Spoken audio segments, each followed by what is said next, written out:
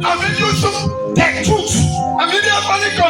the life. I'm the way, the truth, and the life. Listen to me. There are many ways to success. The trouble in your life, there are many ways to handle them.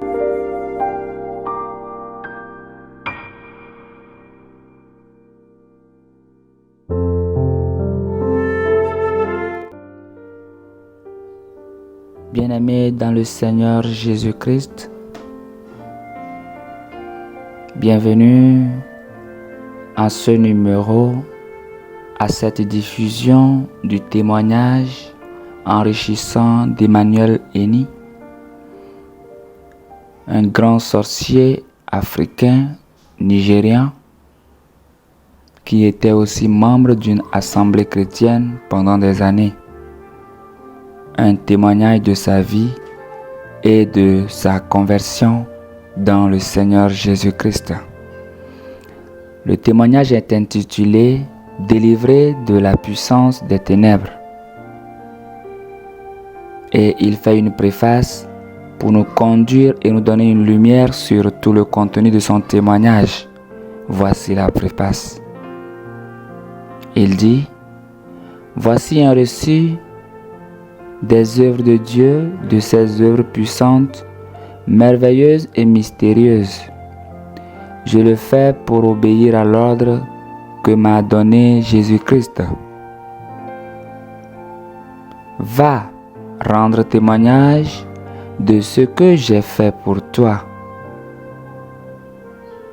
On pense généralement que le malheur est un acte du destin et que nous ne pouvons rien faire pour changer les événements de notre vie. Ceci est vrai dans une certaine mesure, mais dans le cas d'un enfant de Dieu, il y a un plan pour sa vie. Proverbe 16, verset 9. La réalisation de ce plan dépend d'un certain nombre de facteurs: notre intimité avec Dieu, l'idée que nous nous faisons du but ultime de la vie et l'environnement socio-spirituel dans lequel nous nous trouvons. Un certain nombre de facteurs externes tentent d'influer sur le cours de notre vie. La crise se produit lorsque vous livrez votre volonté soit au bien, soit au mal. Il vous est possible d'aimer ou de haïr. Vous pouvez souhaiter comprendre ou ne pas comprendre. La volonté d'obéir est la plus grande force d'un chrétien né de nouveau, alors que la volonté de désobéir est la force la plus destructrice du pécheur. Lorsqu'un enfant est laissé seul au monde, il est contrôlé par l'une de ces deux puissances, le bien ou le mal, le bon ou le mauvais. C'est Dieu ou le diable. Chacun se trouve confronté à ces deux puissances dans la vie et chacun doit choisir la vie qu'il doit mener. Je crois que c'est pour cela que la Bible dit « Oriente le jeune garçon sur la voie qu'il doit suivre, même quand il sera vieux, il ne s'en écartera pas. » Vous conviendrez que la personne la plus chère et la plus proche pour un cœur d'enfant est sa mère.